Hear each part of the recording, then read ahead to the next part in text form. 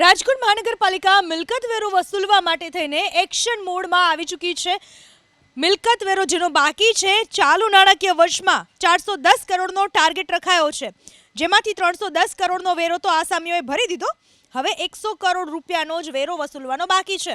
Mobile ટાવરના કરોડો રૂપિયાનો વેરો બાકી છે। માત્ર 2 ટેલિકોમ કંપનીઓએ જ વેરો ભર્યો। બાકીની કંપનીઓએ 3 વર્ષથી ટેક્સ નથી ચૂકવ્યો। ચાલુ વર્ષે મિલકત અને પાણી વેરો ભરપાઈ કરવા માટે 3,04,248 આસામીઓને નોટિસ પણ અપાઈ। આ મામલે રાજકોટમાં રાજનીતિ પણ ગરમાઈ। રાજકોટ શહેર કોંગ્રેસ પ્રમુખ અતુલ રાજાણીનું કહેવું છે કે ભાજપ શાસિત રાજકોટ મહાનગરપાલિકાના નાના અને મધ્યમ વર્ગના લોકોને તો નોટિસ ફટકારે છે, મોબાઈલ કંપનીઓ સામે કોઈ કાર્યવાહી કરતી નથી।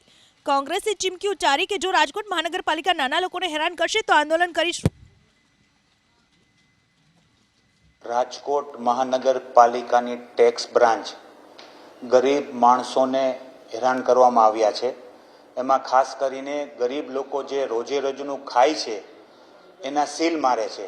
જે કરોડો રૂપિયા જે મોબાઈલ ટાવરના બાકી છે, જેમાં જીઓ છે, અલગ અલગ BSNL છે, એની પાસે ઉઘરાણી કરતા નથી। ખરેખર આ કોર્પોરેશનની બેદારી નીતિ છે।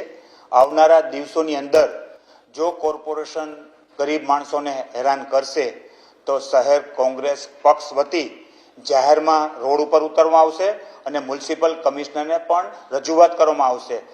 ટાવરોએ અમુક ટકા વેરો ભરી દીધો છે, પણ જે અમુક ટકા વેરો નથી ભરેલો એને પણ નોટિસ આપવામાં આવશે। ટાવરો સામેની પણ કાર્યવાહી કરવામાં આવી રહી છે। તે લોકો જ્યારે વેરો નહીં ભરે તો એના ટાવરને પણ અમે સીલ કરી દેશે કોર્પોરેશન।